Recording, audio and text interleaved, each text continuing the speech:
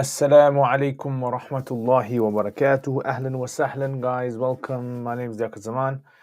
Hope you guys are having a fantastic day, enjoying this nice, lovely Saturday. Beautiful weather, mashallah. We've had. Hope you guys are having a fantastic, enjoyable time. All right. So this is my name is Dr. Zaman. This is my YouTube channel, Roots of Knowledge. And what I do is, let me just go into.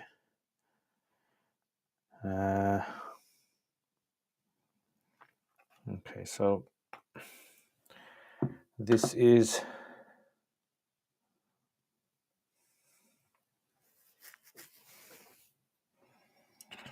Okay.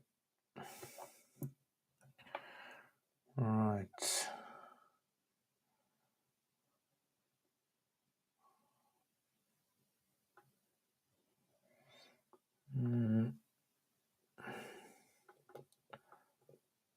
Give me a second, guys. What's going on Instagram? All right. So Instagram people, welcome. All right. So alaikum assalam. Amjad Ilahi, my brother. Kaif al-hal? MashaAllah. Hakuna Matata. Muhammad Talha, wa alaikum assalam wa rahmatullahi wa barakatuh. Ahlan wa sahlan. MSP, wa alaikum assalam. Long time, mashallah, long time no see. Hope you well. Abu Bakr, wa alaikum assalam wa rahmatullahi wa barakatuh, guys. As you guys are aware, today is Saturday, and today's Saturday, you know what happens Saturdays? We have a live session, and I try to answer your questions. Yeah, and as you can see, my hair's a bit messed up today. It's all over the place. All right, so Nuzuri Sana, VP, Hadiako. That's it, bro. I don't even know what those mean, but they sound very good. I need to learn some more Swahili, inshallah. I used to try to learn things from friends at madrasa who used to speak Swahili, and I wish I had spent more time learning from them.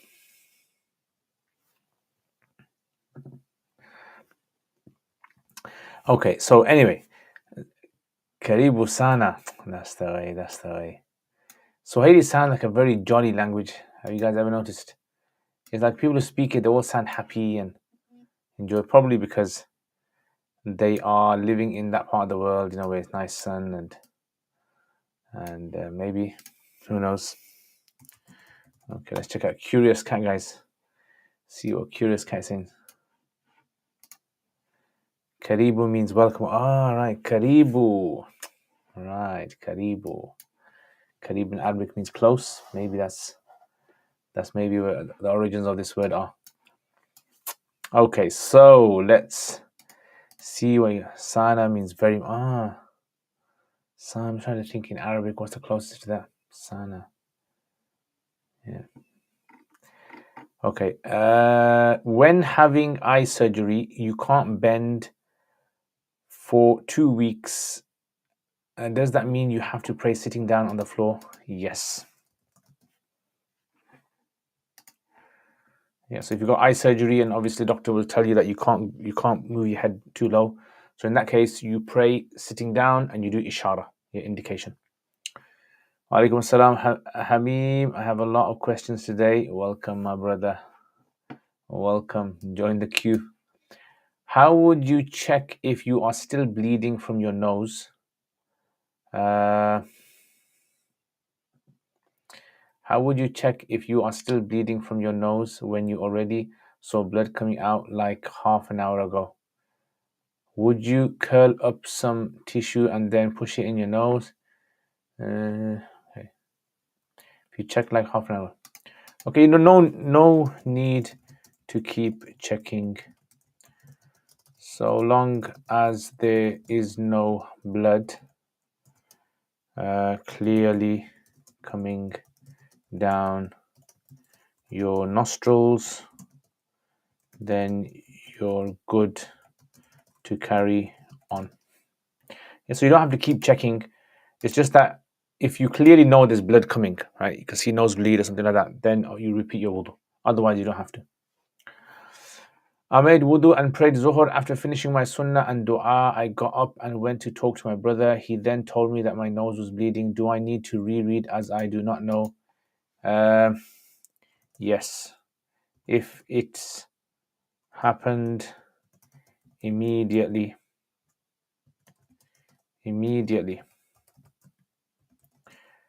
before Salah ended, then yes.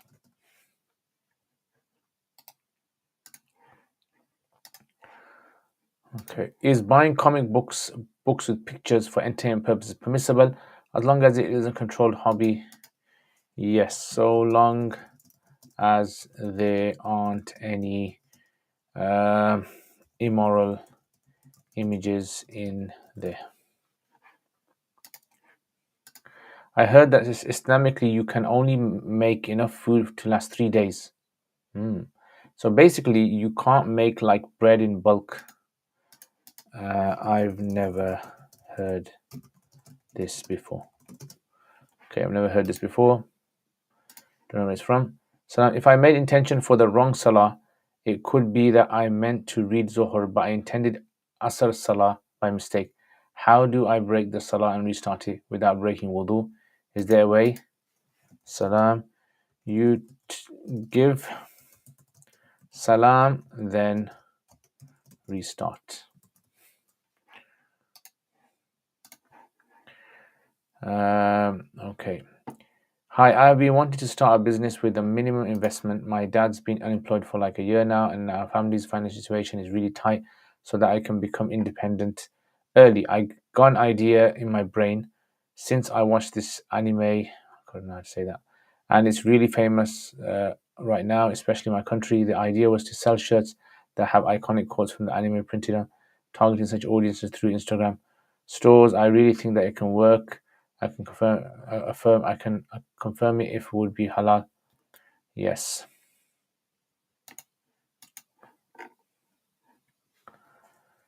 Yes, it should be fine.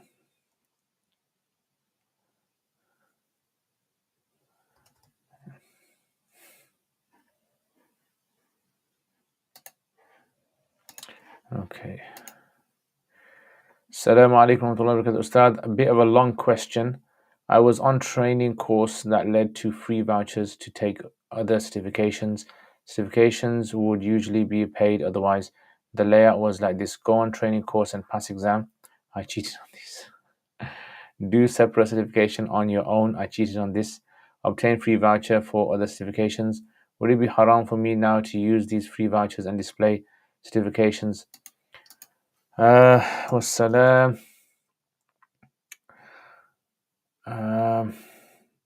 I would say that it is morally wrong for you to display on your CV something that you didn't honestly qualify for.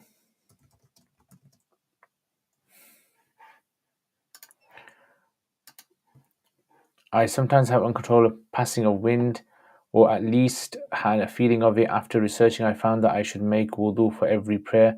Can I make wudu before the adhan, like 5 to 10 minutes, so that I can pray on time, or must I wait until you do wudu after the salah time starts, whether the adhan has been called or not?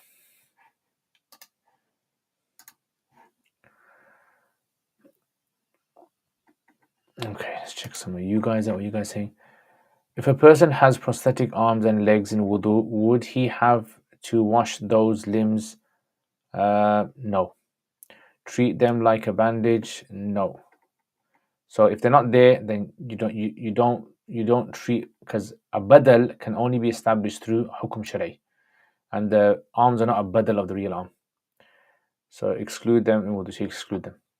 In the same scenario, would that person have to do masa on hand is the tool for wiping, but they don't have? So they'd use that, because Hanafi say technically a masa can occur with anything really. So that could be done. Some have even said if water was to fall on the head and the person didn't touch it, that might even be sufficient for masa. Wa alaikum assalam, mashallah, jazakallah khair, my brother Ryan. May Allah bless you, ameen. May Allah put barakah in your time, in your health, in your wealth, in your studies, and in your family, and save you from calamities and hardships. Thank you for supporting my channel. It means a lot to me when you guys kindly help the work that I do. Honestly, it's so boosting. It gives me a boost of morale, alhamdulillah. Jazakallah khairan.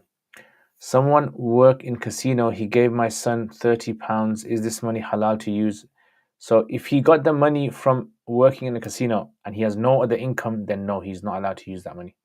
He should give it in sadaqah. But if the guy has other income, then he can take it. The following ibarat in Fiqh al-Muyassar suggests that if the mouth of a donkey, mule, eagle touches the water when it falls, then the water becomes najis. But isn't the athar of these animals tahir? No, they're not. Yeah, so the donkey is because, we're not supposed to eat. The rule is this: if you're not supposed to eat the meat, then the saliva is najis. The qiyas says that the donkey, the mule, and the eagle is a predatory animal, so you can't eat the predatory animal, can you? So that means that the saliva is also going to be the same ruling. إذا وقع في البئر بغل أو حمار أو صقر أو هدأ وخرج حيا ولم تكن على بدنه نجاسة لا يكون الماء نجسا إذا لم يصل فمه إلى الماء. So what would render the water impure if the mouth? What would render the water impure if the mouth of these animals touch it? The saliva would, because the saliva is impure in these animals. So the issue is, with regards to the donkey, the Hanafis actually say it's not considered to be najis, it's actually mashkuk. They say it's mashkuk shak. And yeah, so that's basically what they say. Check my Kuduri videos. In my Kuduri video, I've explained this when it comes to the chapter of Asar, Sur. I've heard different opinions regarding the mustache. In the manner, should mustache be trimmed? So there's ikhtilaf in this issue. Some say shave because of the wording of the narrations, and some say trim it very low. Yeah, so trim it very, very low. So that's the issue. Imam Malik considered it to be bid'ah to shave the mustache. He said he didn't see anyone in Medina that used to shave their mustache. TMZ, wa alaikum assalam. Alhamdulillah, I'm very good. Thank you very much. Hope you're well, my brother. If ibadah can't be used as a punishment, how can we explain doing kafara by fasting, since fasting is an ibadah, but being used as ibadah can't be used as a punishment? I don't understand. Where's that?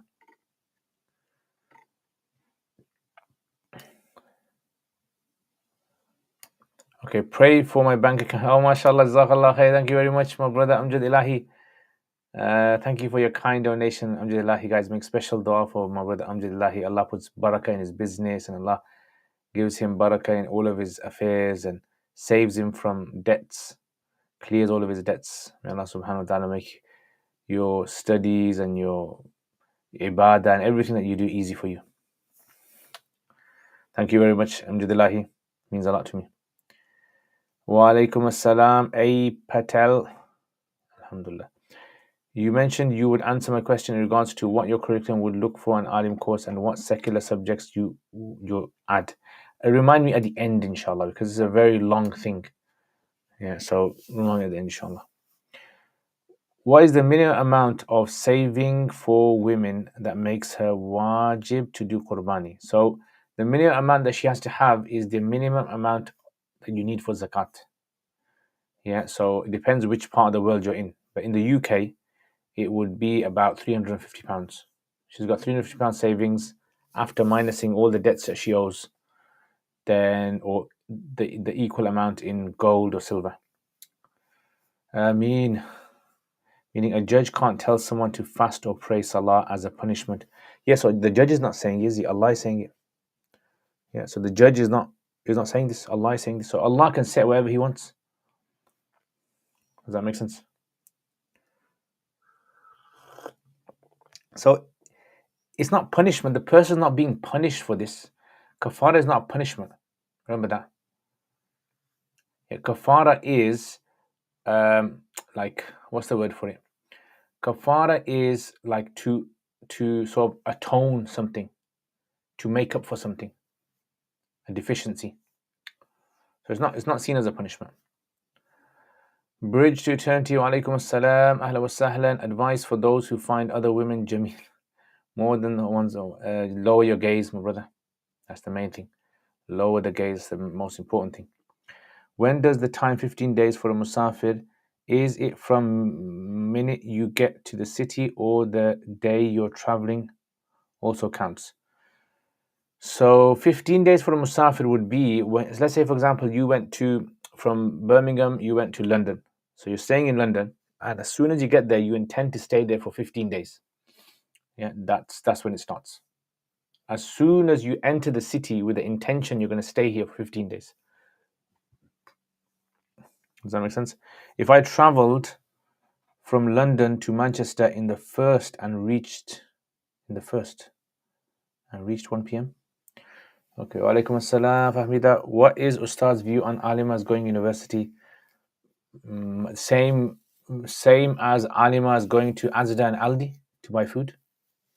So what I would say is, it's permissible for a lady to go, especially in the West, to go and study university, as long as she has hijab, as long as she covers herself and all of these. I don't see why it would be different ruling for an alima from a normal woman. It would be the same. Is the following relied upon? This is due to the fact that most people cannot distinguish between mistakes that invalidate the prayer and those that do not. Many scholars have deemed that mistakes in recitation do not invalidate the prayer whatsoever, even if the meaning is changed significantly. Yes, that sounds like especially for non-Arabs. I would say that view is good to take. If a man falls asleep in sujood and laughs in his sleep, must he renew his wudu? If a man falls asleep in sujood and laughs in his sleep. So the Hanafis basically say that if the person laughs whilst asleep, because they're not really in control, then that person's laughter will not break it won't break their wudu. Because that's a istihsan masala, and the istihsan masala is that you have to be conscious. I explain seriously, if one copes not to lower and is jealous over other brothers who have more jameel wives than same, yeah. I'm gonna give you the same answer, my brother. Prophet ﷺ said, if you go and see a woman who impresses you, meaning arouses your desire, go home to your wife and fulfill it with your wife, because your wife's got the same inevitable thing that you're going to get with her. That's what it is. And it's all about, look, I would say control your diet. Some guys get very, sexually aroused because they can't control the food they eat. Yeah, they eat with a lot of junk food is bad for you. They, watch things. You shouldn't be watching these things. You shouldn't be, if it's going to arouse you, looking at other women, even watching on movies, you should not do that at all. These are things, that create lust and desire inside of you. So those are things you have to control them. Eventually, it's up to you, End of the day, the ability to manage yourself is in your hands. You have to take control of that. Will my 15 days finish at the end of 15th or at 1 p.m. on 16th? So how much is 15 days? So 15 days is 360 hours, yeah? How much is it? 360 hours? Okay, so 15 times 24. 360 hours. As soon as 360 hours is up. So if you have intended to stay in a place for more than 360 hours, 360 hours, then you are a muqim. Does that make sense? Okay, next. Wa alaikum assalam. Adam, ahlan wa sahlan. I have gold of £6,000 given by husband and £100 saving. Do I have to do qurbani? Yes. With this up, I was just wondering, you always advise us to read Quran to learn Aqidah. Does that mean that you are against studying Ilm al-Kalam? Secondly, the Aqidah that we can learn from Quran is quite simple and basic. Is that enough? So look, if the Aqidah in the Quran was enough for the Sahaba, it's enough for us. Right? We don't have to learn anything extra from what the Sahaba knew. And Ilm al-Kalam, I'm not against Ilm al-Kalam. I am against average person learning Ilm. I'm not only against it. This is actually written in the books. Imam Abu Yusuf rahimahullah says it. Many of the early scholars were against this idea of delving into matters for the average person, who will get more confused in dealing with these matters. Yeah, so I'm against ilm al-kalam for those people who cannot fathom it. It's very technical. If you do not like mathematics, you will not like ilm al-kalam, honestly. Ilm al-kalam is like mathematics on steroids. That's what it's like. So if you hate mathematics, if you hate, you know, all the different types of, you know, equations that you have to deal with the mathematics, you are going to dislike ilm al-kalam. Honestly, you will. And I've seen people who say, "Oh, teach me ilm al-kalam, teach me ilm al-kalam." Once they start ilm al-kalam, they're into the third or fourth lesson. After a while, they start to get fed up of it. Yeah, because it's very, very abstract. And Aqidah is meant to be something any human being can accept it, and it makes sense to them. If it is haraj for women to wash her hair, can she leave it out in ghusl, e.g. newlywed showering multiple times a day during winter months? Yeah, so according to Hanafis, the woman does not have to wash her hair. She can just get water into the scalp. That's it. Muhammad, wa alaikum assalam. I got another follow-up of overflowing water. Can't wrap my head around the theoretic aspect of the issue. So if I pour the najas water on my body, isn't it? No, so it has to. So the Hanafis say it has to flow, because on your body it's not technically counted as flowing like a river flows. Rivers don't flow over your body. So a river has to flow on a ground. So it has to flow over ground, basically. That's when it's counted, or some sort of like normal, you know, surface like a mountain or something. No, so the Arabs don't call that flowing on your body. They don't consider it to be like the same type of flowing that we're talking about. What about Aqidah found in Hadith, like the Mahdi, for example? Is that not part? So the issue is this: if a person does not believe, like does not even think about the Mahdi coming or not, does not even know about this, will that person still be a Muslim? Of course he will. He will still be a Muslim. Yeah.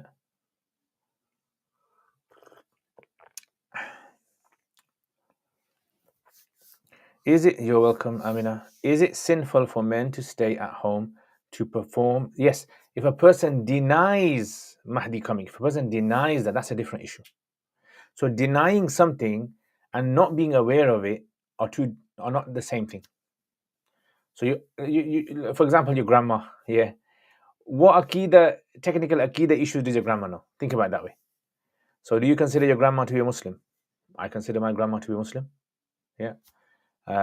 My grandma doesn't know about these technical things about Aqidah.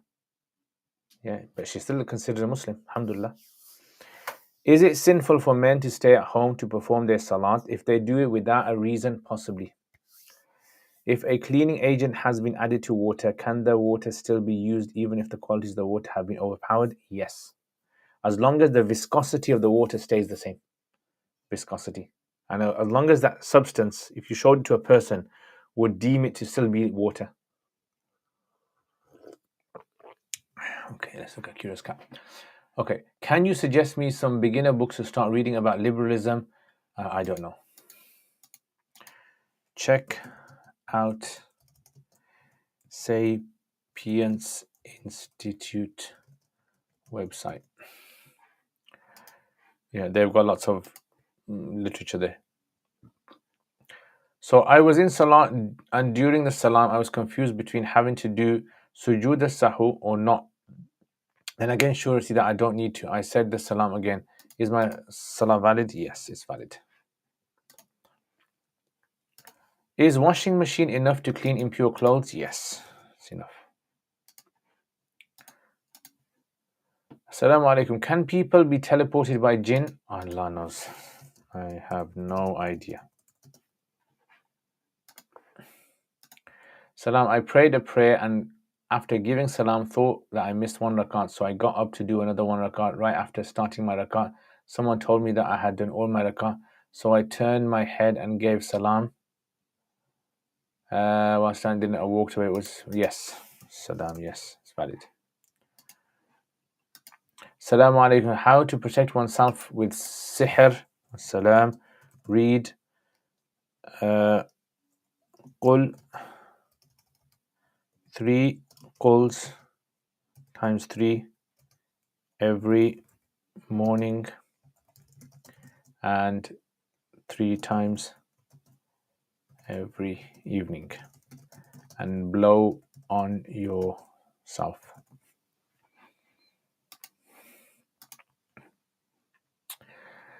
Assalamu alaikum. Please advise about how to help the condition of the heart and protect from turbulence.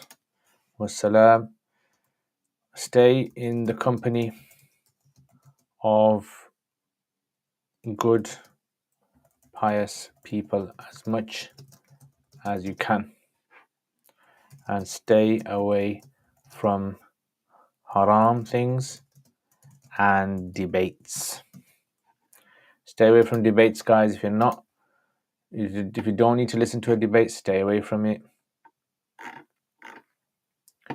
Okay. Does that mean you cannot read 2 verses? Okay. Can a woman recite the Quran from memory? Menstruation.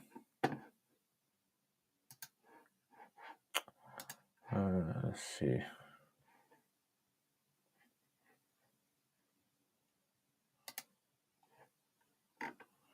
Okay, let's check. Does that mean we cannot read the last 2 verses of Baqarah? Correct.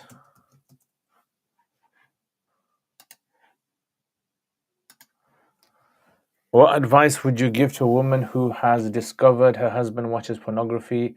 What's the best way for her to handle it? I don't know. I think this is not a question for an alim. This is a question for someone who deals in that kind of field. Yeah.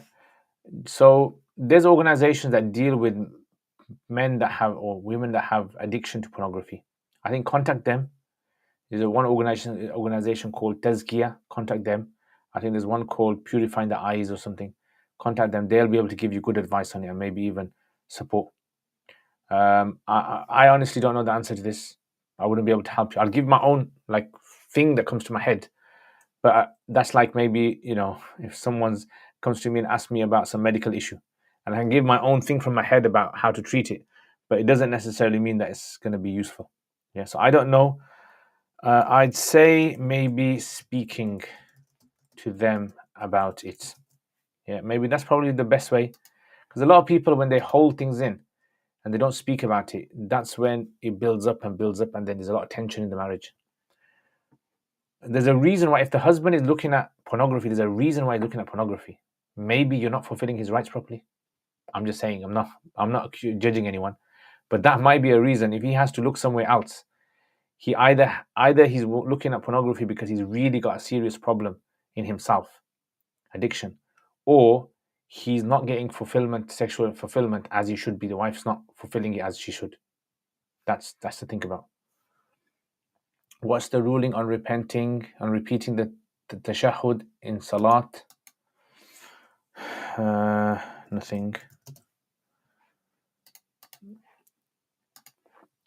Okay. Right, so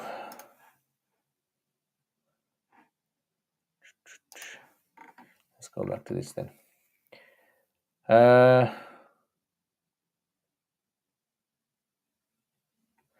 That is sort of like the one who doesn't know much about Islam to rationally make a choice to accept it versus one who knows and rationally reject. I don't understand. Is that a statement you're making or a question? Mahir wa alaikum assalam. I just want to jazakallah khair for your understanding surf videos. It really helped me a lot with my current studies. Alhamdulillah. May Allah bless you, my brother Mahir. May Allah put barakah in your studies and understanding of the deen and make you a khadim of the deen. In his Mukhtasar, Imam Quduri rarely brings hadith as evidence. However, after the following masala, he brings 2 hadith. We don't know. We have no idea why he brings it. Yeah. Yamna wa alaikum assalam. What is the ruling on paintings where people are depicted very small, smudged impressionism, or without facial features? Can they be printed? Yes. As long as the facial features are not visible, it can be printed. Is it true that not performing salah while fasting nullifies the fast? I've never heard of that before. Slave of Allah, Sheikh. Yesterday, someone asked a question about what you'd Chad changed Madrasa Alimi system. You said you're going to answer. Yeah, the brother who asked again, so I told him I will answer it near the end if you remind me at the end of the today's episode. One of our neighbors used to be carried around the world by a jinn. The stories she told were really scary. Allah, I don't know about this kind of science. So if anyone obviously speaks about this, they're not speaking about it from an Islamic point of view. It could be like, for example, let's say science were to develop wormholes and people could travel through those wormholes. And someone said, in Islam, is it allowed to is it possible to travel through wormholes? Islam does not give you a scientific solution to something. Remember that. The Quran does not tell you whether the earth is round or whether it's flat. The Quran does not tell you the speed of light, and the Quran does not tell you whether submarines can survive under the water. And Quran does not tell you all these things. You might be able to derive something like this from the Quran, but it doesn't mean that the Quran is a book which is going to give you a scientific answer for something. So, if the jinn can teleport people from one place of the world to another place of the world, or make them travel at very high speeds, maybe it's possible.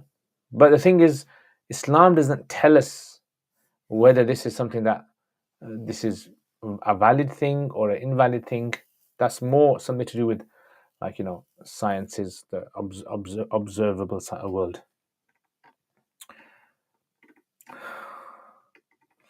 Can you recommend a book or getting some info on Hanafi terminology like Azhar, Asah? Yes, but they're in Arabic though.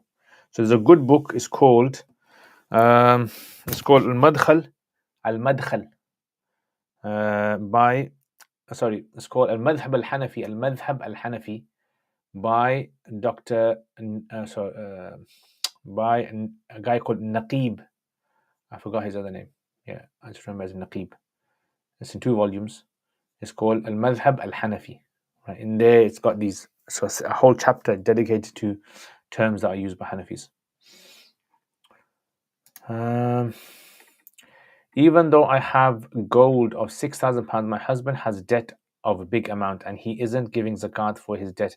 So do we have to do qurbani? You have to do qurbani. Your husband, if after minusing the debts, he has nothing left, then he doesn't have to do qurbani. What main text to study for usul iftah other than shar uqud? What did they study before? So, the thing about this is, the main thing in iftah courses is not the books that you study. I can tell you that without a doubt, without any hesitation. It's about being proficient in the books of fiqh. You have to be solid in the books of fiqh and very good at usul to be good in iftah.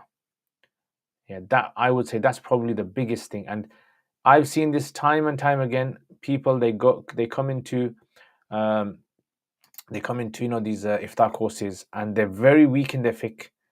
And then what happens is, it turns out that they struggle with iftah. I've seen it so many times happen. Students will struggle with iftah simply because they're not good at it. They haven't studied hidayah cover to cover. They haven't, done enough reading of the Hanafi school to be good at it, right? Before you go to iftah course, you should be able to take any chapter in fiqh and be able to summarize it to another person in your own words. That's, I would say, a person ready for it. Iftah. Yeah. So if you're not able to do that, you are not ready for iftah. You can join the iftah course and struggle, and depending on obviously how proficient the teaching method is and the teacher is, but you're just going to be honestly wasting your time, really. Yeah.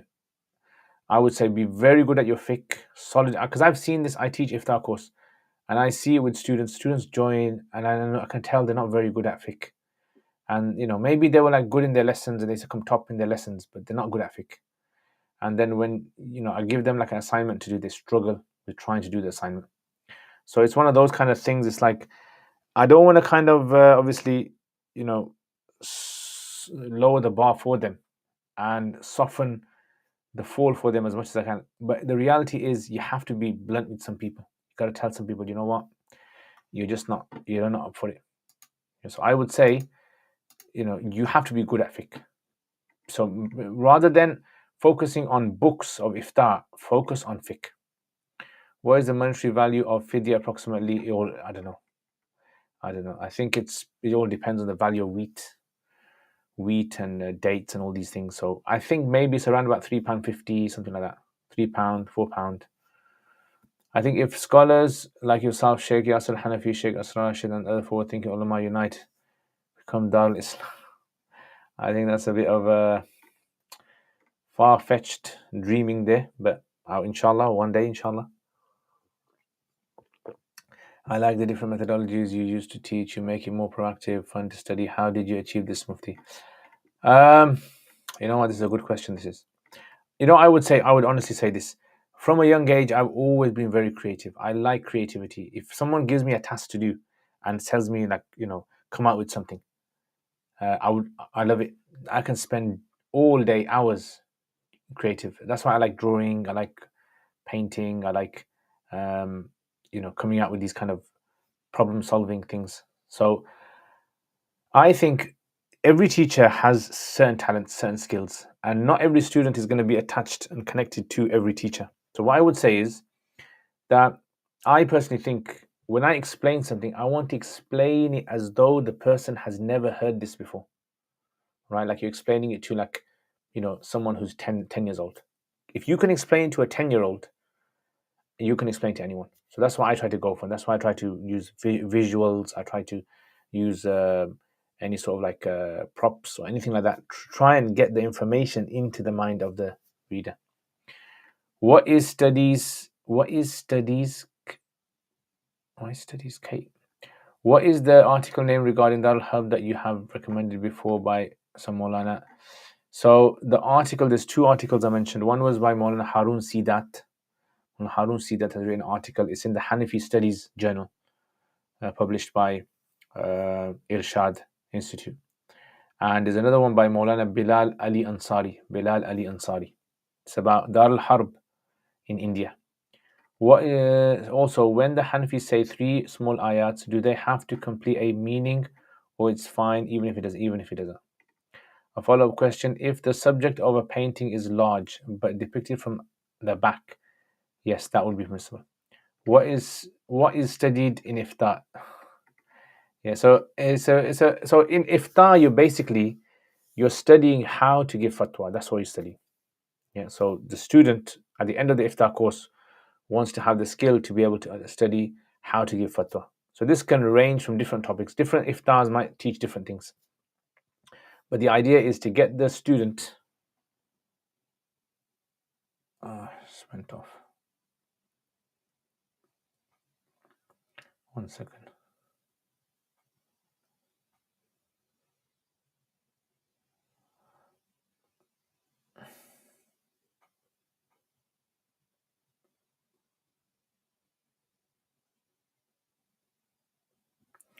Yeah, so different iftars.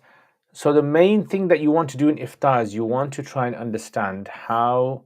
If you want a really good book on iftar, I would definitely recommend a book called Al-Madkhal by Ibn Amil Hajj, by Salah Abul Hajj. It's a very good book. And by Mufti Taqi Usmani, Usul al-Ifta wa Adabuhu. These are two books. If you study those, you basically will kind of cover the main content of iftar courses. Are there any commentaries explain the usul behind each masala of Quduri and Hidayah? I don't know. I'm not sure. I think Quduri probably Al-Aqta. If you get Shar Al-Aqta, Aqta was a student. So that is supposed to be like very, very good in that. I haven't seen it as explaining every masala. And Hidayah, I don't know. You probably have to read Fath al-Qadir, several books to try and gather what he's trying to say. Sheikh, you need to start a blog with articles in different topics. Everyone would benefit. Inshallah, TMZ. As is the time. Writing a blog takes time, writing things. And the thing about me is I can only write something when I get the passion for it. So sometimes for days, nothing will come to my mind to write about. And then all of a sudden, sometimes 2 or 3 days in a row, I'll get all these ideas of writing. Ahmad bin Muhammad Naqib Ahsawan, that's the one. If a man has skipped countless fasts in his life but doesn't know how many, what must he do to make them up? Can he pay money to charity? No, he has to make up the fast that he's missed. Yeah, and if he has deliberately broken a fast, without an excuse, then he has to make up 60 days of fasting, consecutive 60 days. without missing one day. Can you give an example of what it means to be good at fiqh? Is it in terms of knowing all the rulings? So being good at fiqh, just being good at fiqh, it means you can, any chapter of fiqh, if I said to you, okay, Kitab al-Rahan, explain to me Kitab al-Rahan in your own words, that's one level of being good at fiqh. And then higher than that would be a person where you can test them on any masala in Kitab al-Rahan. I say, okay, explain this, explain what the reason for this is. They can explain that. I would say these two levels of being good at fiqh is what you want to work towards. Then obviously beyond that, there's also higher levels of that. But these are the two main ones that you want to try and achieve. So you want to, if someone says to you tayammum, explain in your own words tayammum, right? You should be able to explain in your own words. And if they ask any masla from tayammum, you should be able to explain the reasoning behind it. For marriage prospects, if the other person says they are Salafi and follow the strongest opinion from any of the four schools, what would you advise? They say their future children will follow them as a father. Yeah, fine, as long as they're good people, as long as they're good character, they have fear of Allah, they don't badmouth ulama, and then I would say it's fine to marry them. But if they are bad-mouthing ulama, bad-mouthing Imam Abu Hanifa or Imam Shafi, Imam Malik or something like that, then I would say avoid it, because you're just getting yourself into trouble. Is mortgage okay if I'm sure I can pay off? No. What do they mean by following the strong? I don't know. Maybe you should ask them. Are we not advised to stick to one school? Yeah, so you should try to stick to one school as best as you can. Would you say someone who completes the HOTS course is ready for iftar? Not necessarily. Not necessarily. I would. It depends. Some students are very keen, so they possibly can be. No, but not everyone that qualifies from HOTS will be ready. HOTS is basically Heirs of the Scholars course in the Sufa. Can you please check Curious Cat? Okay, so let's check Curious Cat. Salam, brother. I had pre-ejaculation on my hand and I touched the carpet. My hand was neither wet or dry, but it was some. Regardless, I poured water over the area and I believe pure. However, I poured water. This person suffers from waswasa, bad waswasa.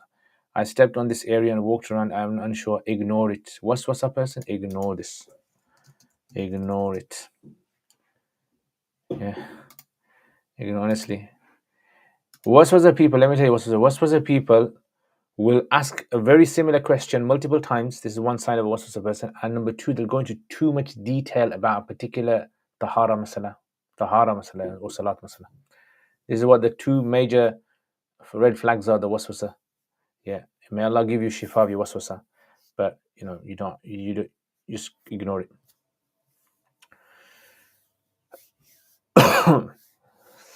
Get ChatGPT to watch your videos. Soon it will be able to write a blog in your style. Okay. Yeah, but I don't know if it's going to be accurate. That's the thing. So I wouldn't know if it's going to... I'd have to read through it at least to find out whether I'd agree upon that. And the other thing is, so I remember one of my teachers, he said, there are so many books in the bookstores, but it seems as though they're not benefiting anyone. Like these books were not there 100 years ago. Many of these new books have been written. So the idea is, if more books come, shouldn't that mean that there should be more knowledge and there should be more breakthroughs and there should be more amazing things that happen? But you don't find that. So what seems to happen is the book itself is not the end, right? It's not the whole aim of it is to write blogs or to pull this information in a book form, because it has to be beneficial. It has to be something which Allah accepts. And that's why Imam Malik said, when he was asked about why are you writing a muwatta when so many people have written muwattas, he goes, whatever's for Allah's sake, it will remain. Yeah, and that's the kind of thing I would say. Lots of people are putting blogs up, but how many of those blogs are really beneficial, are really kind of shaping people's minds? I don't know myself. So what I would say is, ChatGPT and all these things that are going to come out, they're going to automate the blogs, and according to a person's videos or how they speak, they're going to come out with content similar to that. It's not about mass producing content. That's not what it's about. It's about producing content which the person finds to be really useful for the reader, the listener. That's what I would say. What do you guys think? An entrance exam for iftar would be useful. Yeah, definitely. Yeah, 100%. Does full-time Alimiya cover more options of kitabs than part-time? Yes. Full-time is much more superior than part-time, without a doubt. Much superior. For muwaswisin, if they actually do fall in something nullifying but ignore it because they suffer waswasa, would they be forgiven? Yes, of course. The fuqaha even say this. Is it permissible for some of the mahar to be given by the father to his son to give to the wife? Yes. If the because at the end of the day, it's a gift. As long as the woman gets what she's been promised, whether the husband gives it or whether it's given by someone else to the husband to give to the wife, then it's totally fine. Yeah, it's permissible.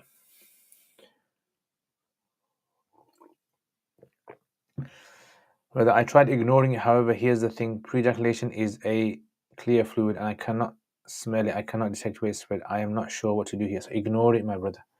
You have to learn how to ignore this. Honestly, for people who have waswasa, this is the thing. Their mind keeps telling them, you haven't cleaned it. Clean it again. Wash yourself again.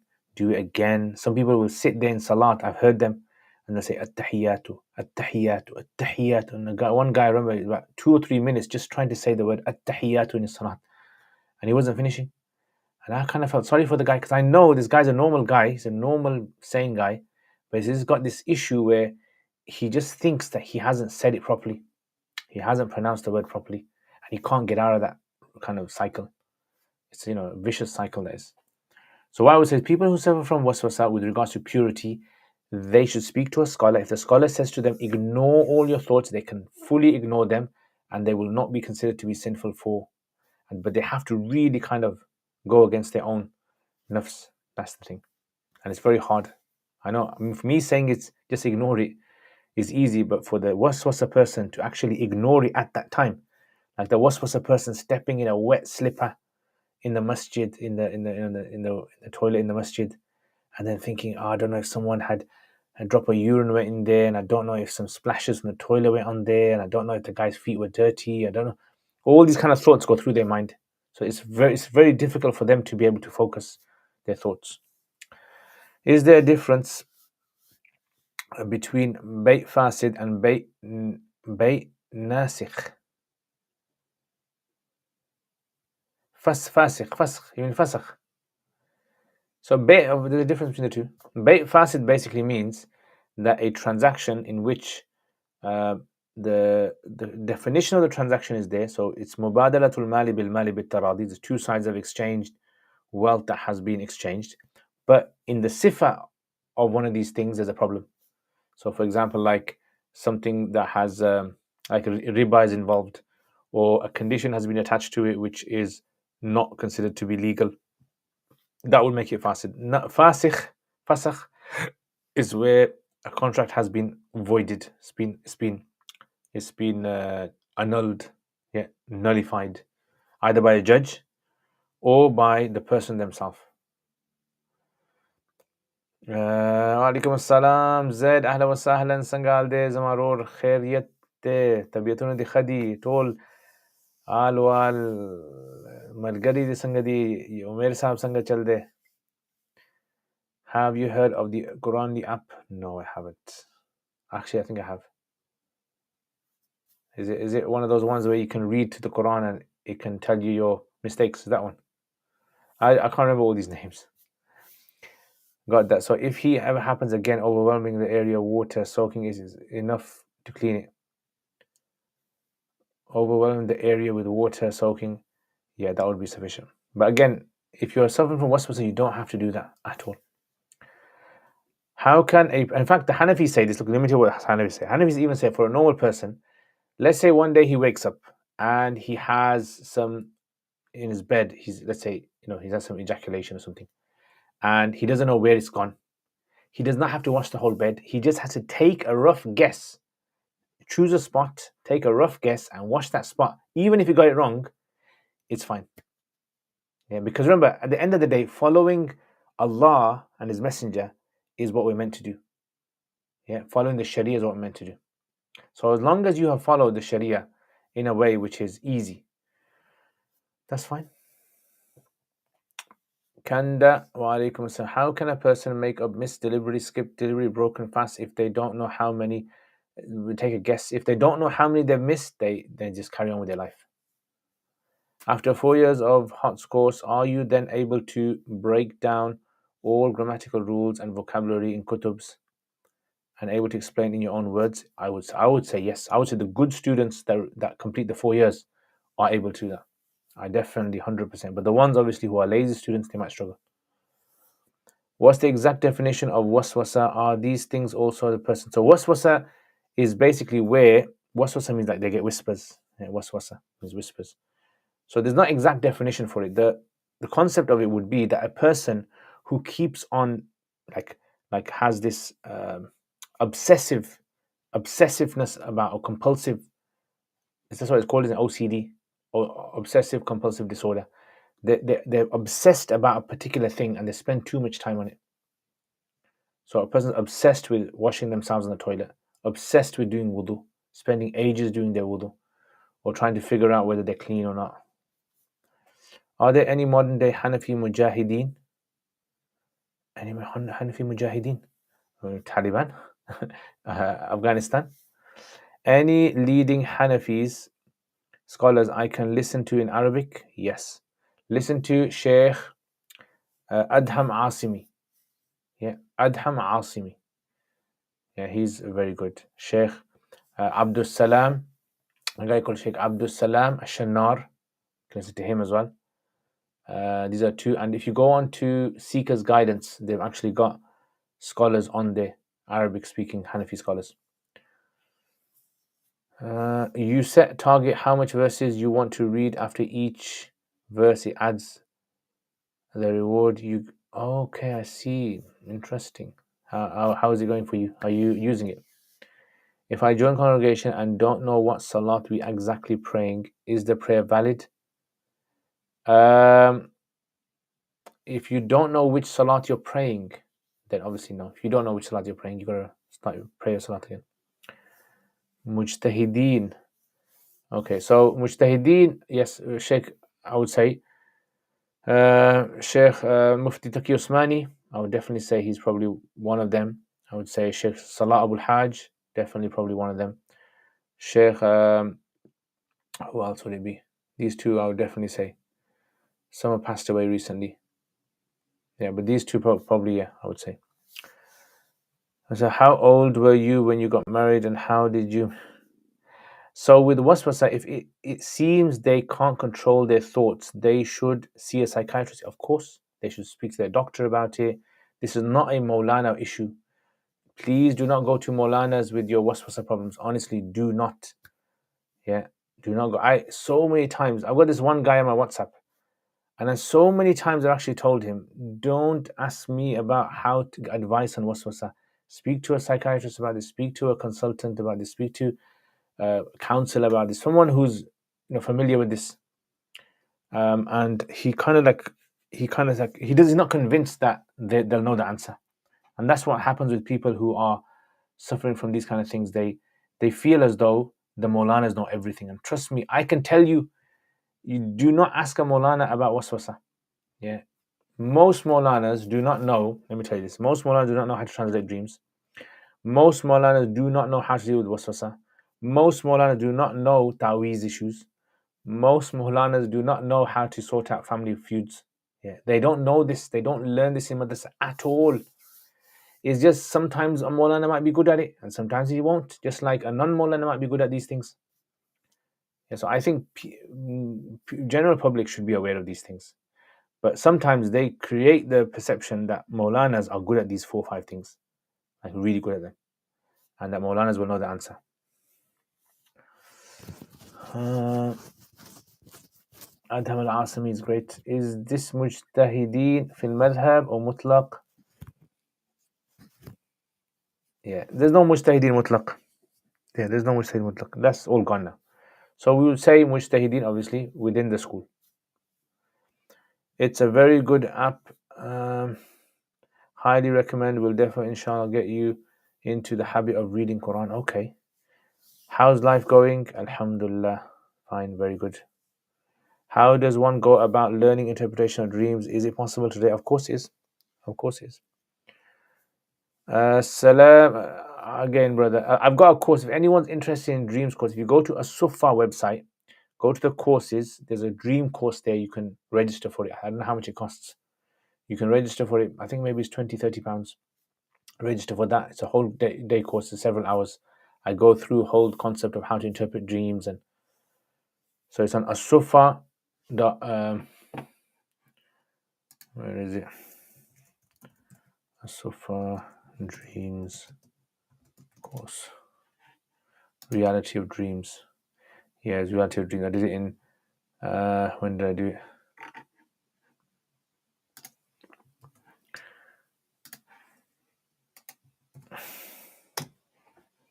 That's the course. Assalamu brother, please forgive me for all these questions. However, let's suppose there really is pre-ejaculation. How does one know if it transferred? My brother, you need to ignore this. That's what I keep saying to you, my brother. You're suffering waswasa, and you keep on thinking about this. If you can see pre-ejaculation on some material or something, then you clearly wash it. If you can't see it, you take a guess, you wash that little area, and ignore the rest. That's all you do. Any books to learn dream interpretation?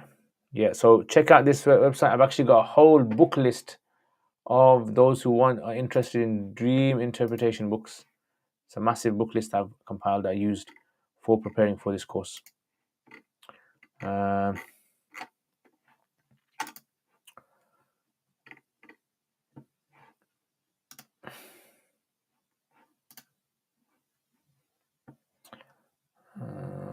is it?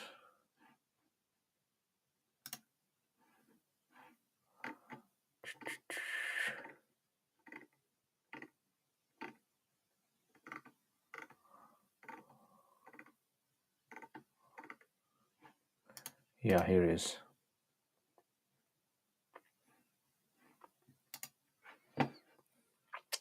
So this is a whole dreams books.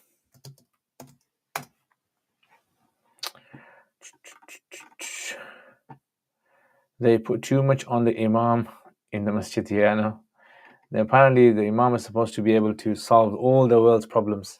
He's supposed to be the politician. He's supposed to have the qualities to become the next Khalifa. Should we learn Quduri or should we learn other books before studying Quduri? You can go straight to Quduri. As long as your teacher is able to teach it, go to Quduri. Imam should maybe refer people to those who are specialists in certain fields. Definitely 100%. I think imams need training. That's the thing. Imams definitely need training because a lot of people they kind of are not aware of the limitations of the imam, and even the imam doesn't know of how to actually be an imam. What does it mean if you see a dead person in your dream? Allah knows best. Does attaining the rank of Mujtahid fil Madhab have a set way so we can aim for it? Of course. Just study. Yeah. So you will, let me put it this way. Don't even think about being a Mujtahid fil Madhab unless you have if you have not spent 40 to 50 years in Hanafi fiqh. If you haven't spent 40 to 50 years in Hanafi fiqh, don't even think about being a Mujtahid fil Madhab. Yeah, maybe 30, 40 years. Yeah. 30, 40 years as in teaching it, conveying it. Don't even think of being seriously, it's all about just vast reading, interacting with other ulama, answering questions, writing books. Sorry, I missed your answer. Is it sinful for men to stay at home? Yes, if they don't have any reason. What is fard knowledge for a Muslim? Fard knowledge for a Muslim is to know everything in your day that requires you to worship Allah. Aisha Fazal, wa alaikum assalam. I'm very good, thank you very much. Week has been very nice. Alhamdulillah, jazakallah khair for asking. Okay, let's see. Okay, I'm gonna finish it there now, guys. So when you say nostrils, is it referring to the, so nostril is like this holes area, yeah. So when you look, when you look into the mirror and you can see. What if you don't know if the bleeding started during or immediately after salat? If you don't know, then ignore it. Yeah, if you don't know, then ignore it. Carry on your salat.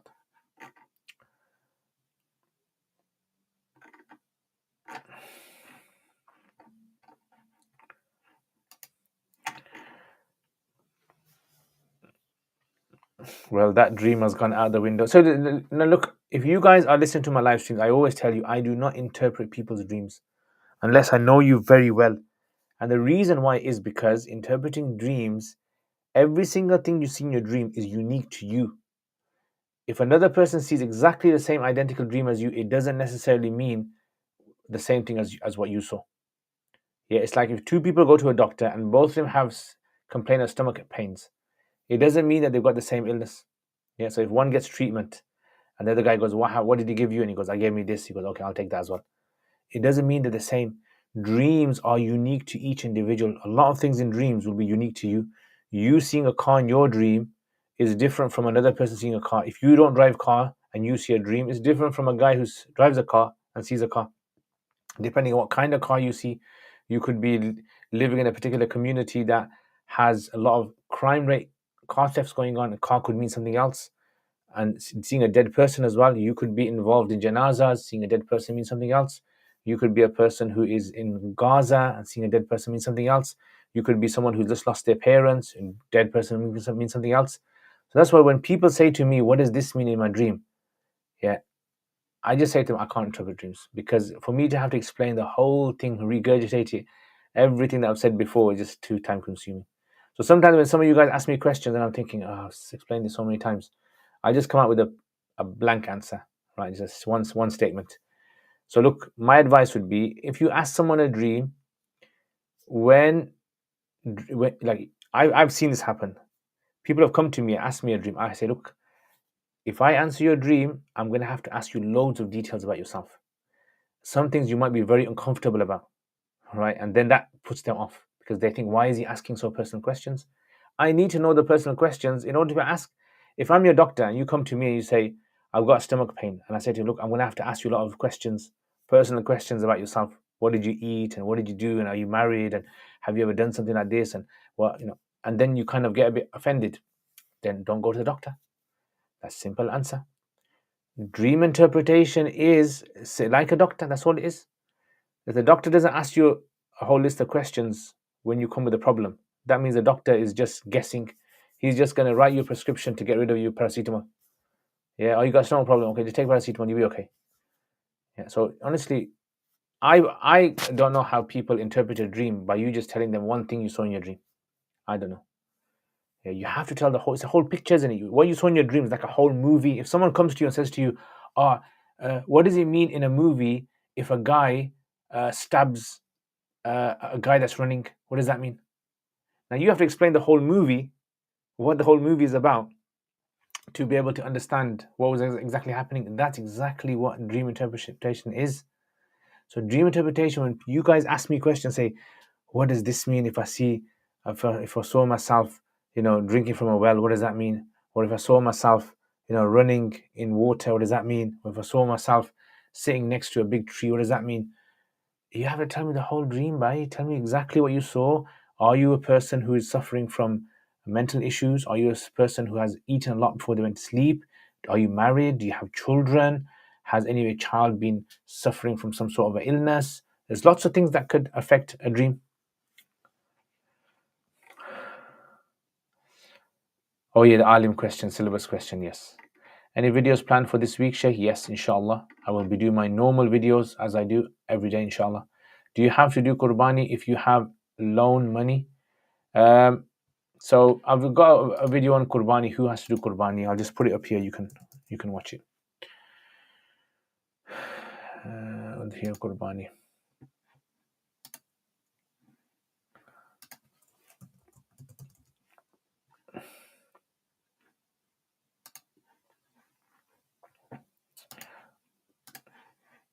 Okay, so qurbani. Is it sinful not to celebrate Eid due to not being in the mood for it? No, it's not sinful. As long as you don't fast on that day. I meant the dream of becoming mujtahid. Ustad, why can dreams be interpreted? Subhana, dream interpretation, that's it. You should put in description, no dream interpretation. No ta'weez, no dream interpretation, no was a consultant, no political analyst.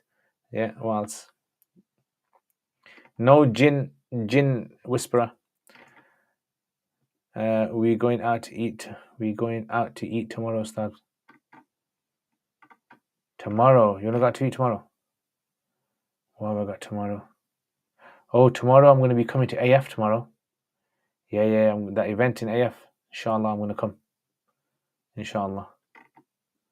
So, yeah, I'll probably come there, but I don't know, in the evening, maybe. Maybe, why not?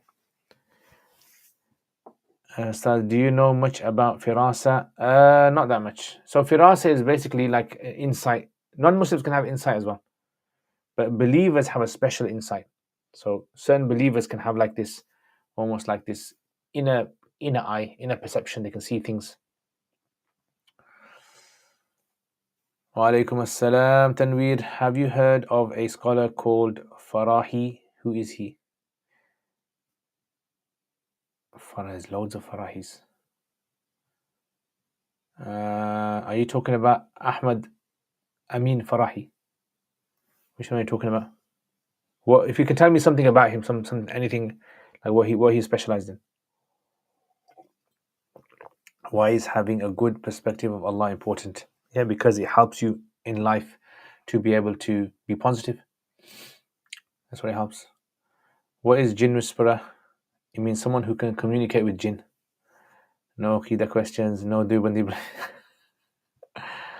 What is the significance of the color green in Islam? I don't know. Any particular reason why Saudi like? I have no idea. I have no idea at all. Maybe because in the Quran it mentions about Jannah being green, so just trying to be positive about that. Okay, so answering the TMZ's question about Alim course syllabus. So look, Walaikum assalam. Do you have any simple PDF Hajj guides or know anyone and links? Check out, try to go online and check out Maulana Salim Dorat, Hajj and Umrah guide. You can download it. Yeah, so Maulana Salim Dorat, Hajj and Umrah guide.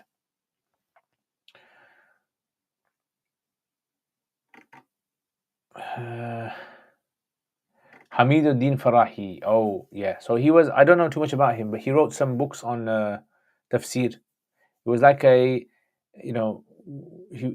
tried to link each verse with each other. He was famous for that, trying to find a link between verses. Yeah. So it's like a coherence between the verses of the Quran. So you can actually get a lot of information. If you Google his name, you'll get a lot of people who have written biographies on him. Is it really bad to have a jinn captive? I don't know. I have no idea. The Prophet ﷺ once in Sahih Bukhari hadith, Allah had given him the ability that he could have tied this jinn was trying to attack him, and he could have tied him, but then he said, I remembered the dua of Sulaiman alayhi salam, which was, oh Allah, give me a kingdom that no one else has. And one of the things that he had was the ability to subdue the jinn. So that's why he didn't tie that jinn. If someone says, if you follow the Hanafi madhab and there is a stronger opinion in another school, you should follow that. What would that make sense or okay to do? Yeah, but that seems fine. But the only problem with that would be, is that how can you tell this is a stronger dalil? That's the question.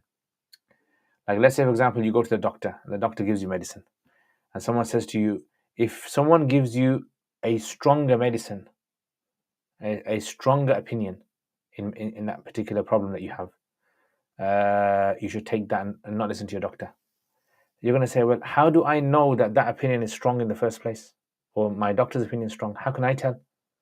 So the average person can't tell what's strong, can he? He doesn't know. So when people come out with this argument that you should only follow the stronger opinion, you will only know what the stronger opinion is when you study the opinions and you know exactly how they work. Then you know what's stronger. If you go to a mechanic and you say to a mechanic, okay, what's wrong with my car? And he gives you his conclusion or his answer, and then someone says, don't follow your mechanic if you find a stronger answer.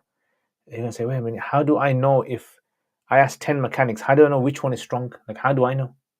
Obviously, the one that fixes the car in the end and gets it right, that's the best one. But how do I know which one's strong? So this idea of when people say to me, I should follow the stronger opinion. Okay, you explain to me in simple terms, like how you explain to a 10-year-old, what is a stronger opinion? Explain to me. I can't understand it. But theoretically, that obviously is correct. Abu Hanifa didn't know all the answers, right? He even said, or the Hanafi madhab even says, and every madhab says this, that we believe we are correct. We believe we are correct, but it's possible that we're wrong. And so that idea is that, ijtihad is all about that most likely we're correct. Most likely, our answer is right. But there's a chance we might be wrong, and we're only going to find out on the day of Qiyamah. Does that make sense, FK? How do I know what strong is Salafi says? I mean, I would ignore them. If Salafi comes to me and says to me, you should follow the strongest opinion, I go, okay, my brother, explain to me, how do I find the strongest opinion? He's going to say, okay, that which is in Bukhari. I go, okay, imagine Imam Bukhari was not alive yet. How do I know which opinion is strong? Before Imam Bukhari, which opinion was strong? Is it all of a sudden Imam Bukhari came along and now his opinion is the strongest opinion? Right. How do you know that? Did the Prophet ﷺ endorse him? Did the Prophet ﷺ say, if Bukhari comes and whatever he says, that's strong? Who decides Imam Bukhari's opinion is strong? That's the big question. Okay, that sounds like right street with a strong opinion. Yeah, it's you know what it is. Salafi brothers. Unfortunately, the problem with the Salafi approach is that it oversimplifies things in Islam. It oversimplifies things so much that it makes everyone think as though the Quran and Sunnah is just something even your uncle and auntie can open and they can just read it and understand and follow Islam, right? Which they can't. So what we do is we know Allah and His Messenger is what we follow, but the issue is that certain evidences that reach us are not clear cut. The Prophet ﷺ has said several hadith about a particular thing. Which one do we take?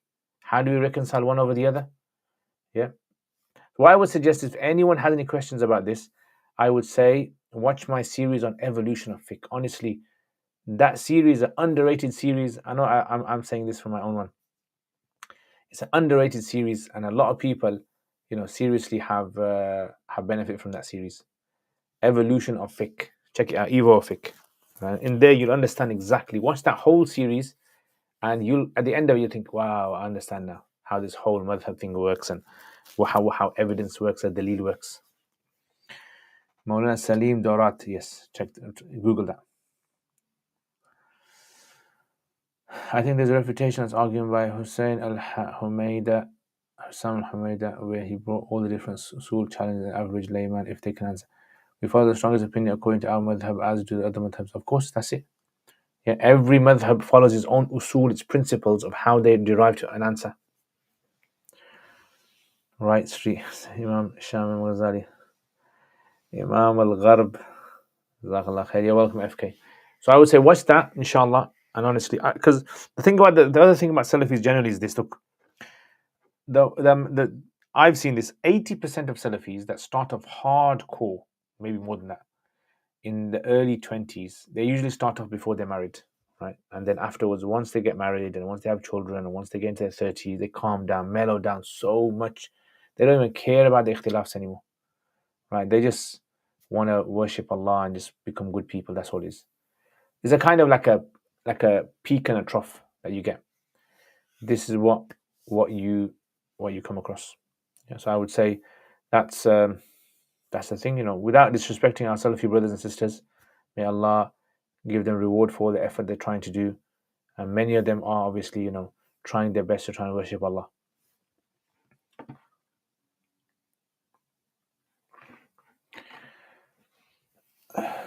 Okay, 1 second. How come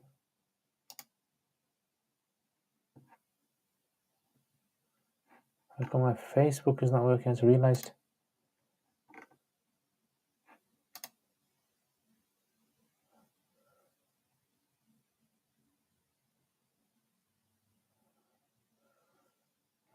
That's weird.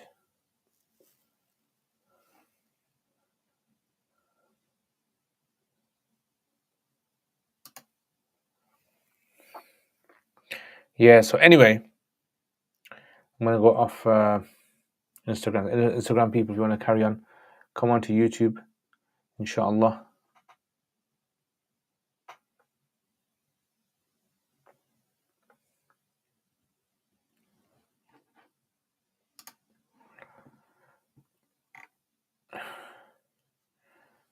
Okay, so let me just...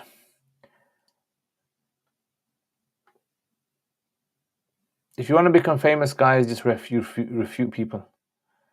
Refutation is like the key to getting success in the YouTube world, social media world. Mufti men said that the concept of celebrating birthdays came from paganism. Did this make celebrating? No. They argue that the Medina scholars look at all four schools and find the strongest opinion, which confuses me so much. To check the evidence, check it out, inshallah. Did you hear about the young brother called Mufti Yaks? Yeah, I heard. I don't know who he was. Subhanallah, young guy. A lot of people were praising him. May Allah give him gentle firdaus. FK, keep away from hardcore Salafis, particularly right. Alhamdulillah, he's like, he's a man. Alhamdulillah, he's like, he's a Salafi buster. Walaikum assalam, life in one take. Okay, so let me go back to the TMZ's question, then I'm going to finish today's live stream. So this is the madrasa system. What would you study in a madrasa system? Right? Like what should be taught in a madrasa system? What's the whole point of a madrasa system? That's the question. The whole point of studying a madrasa system is that a person, by the end of this, so let's say, for example, it's a 5 year, 6 year, 7, 8, whatever it is. By the end of this, you should come out with a person, an individual, that has the ability to be able to now navigate through the books of ilm, Quran and tafsir and aqidah and hadith and fiqh and all that, can navigate through these and be able to provide solutions for problems of the world. That's the idea of it. Yeah, or at least pass on that information to the next generation. So what do you need to achieve this? So for this, you obviously need to focus on the Arabic language. Arabic language is a must. You must master the Arabic language. There is no way to become an alim and understand the deen at that level without knowing Arabic. It's just a waste of time if you can do. So once you master the Arabic language, then obviously you need Quran, you need Sunnah, you need fiqh and all those books. And you need to study those grade by grade, level by level, until you, from beginner, you reach super advanced level in all of these things. Right, that's what you need.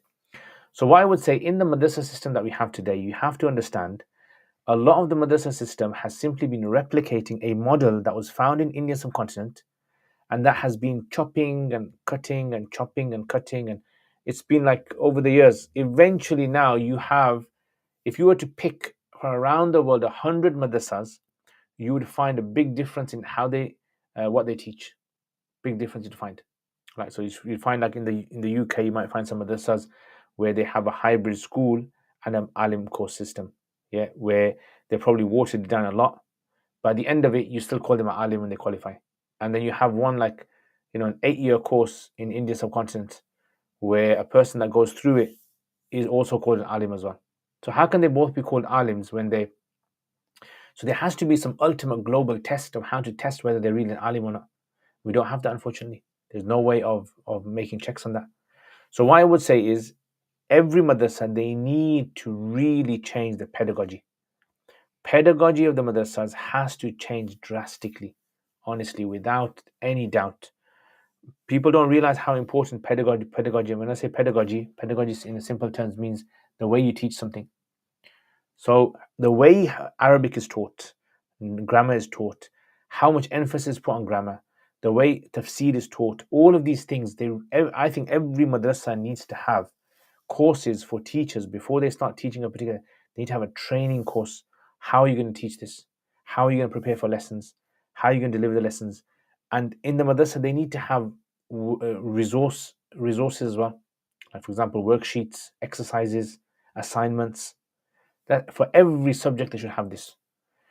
That's the first thing that needs to change. It's pedagogy. And then number two is all the resources and all the mechanisms put in place to assess the students, right? So homeworks, assignments, and all that. Number three, I would say there also needs to be, in everything that's taught, there needs to be a level of using visual aids. You have to use visual aids. You can't just teach without a board and a pen. If a teacher's not using a board and a pen in the lesson, then I think that teacher is not really doing the job properly, because students find it very hard to learn without this, I would say. So number three would be definitely visual aids. They have to start using those. And number four, I would say, students should, and all top of my head here. So if you ask me to repeat all them again, I probably won't be able to. The fourth, I would say, is that the teachers should be teaching in certain subjects critical thinking. Very important. Allow the student to engage with the teacher. There has to be critical thinking, how the subject is taught, application in the wider world, and how to interact with the teacher. So teachers should throw questions at the students, open-ended questions.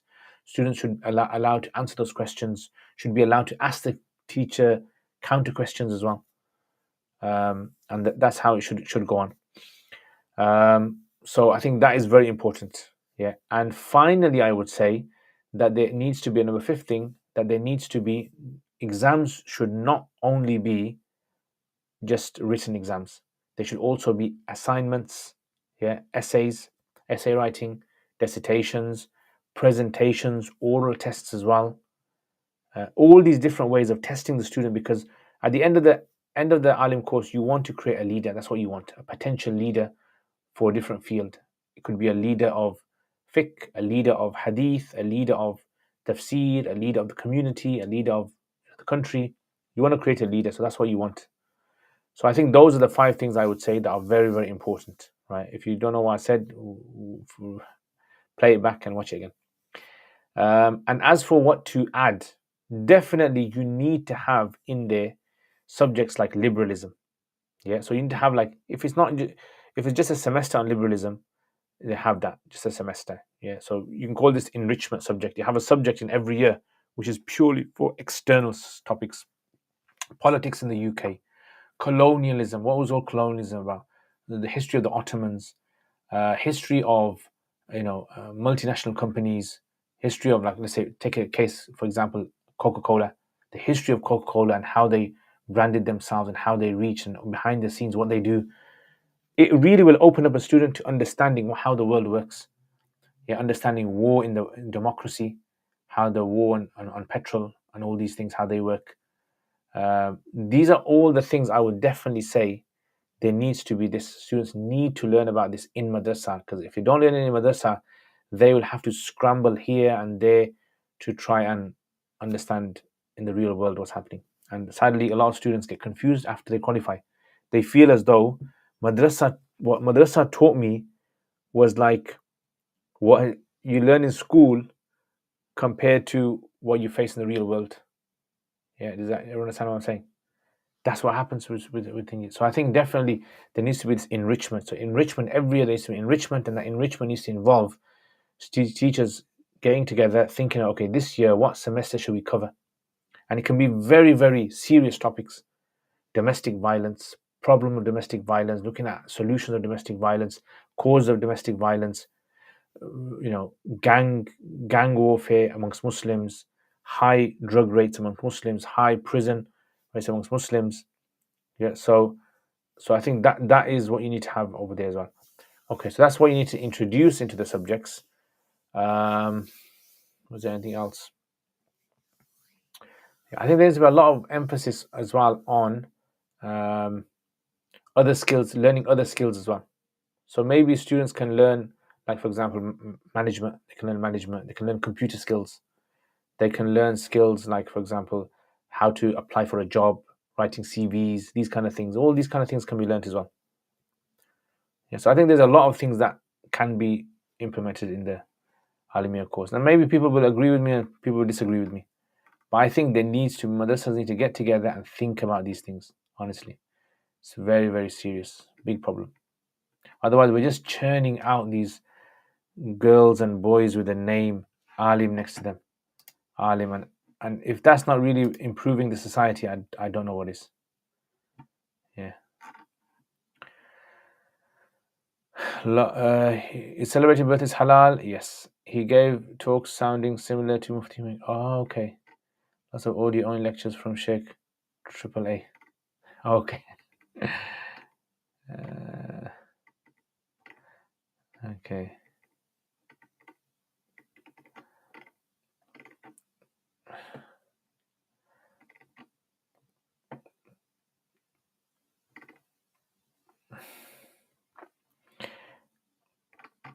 My specialist call specific qualification kebabs. Ustaz Jazakallah khair. You're welcome. Also a lawyer. Ahlan wa sahlan. Allah reward you for the detailed answer. You're welcome. You're welcome. But I mean, my answer is just not really kind of a holistic answer. My answer is just from my own observations. I think if madrasas in the West really want to fix themselves up, they need to create a ultimate body. They need to come together, unite, and they seriously need to think about producing robust education system and funding. Biggest thing is funding. Yeah, funding. I mean funding in the sense that when students qualify from Alimia courses, most of them are just going to be part-time alims, right? Part-time, and we need full-time alims. But the problem with full-time alims is most of them are not going to earn a lot.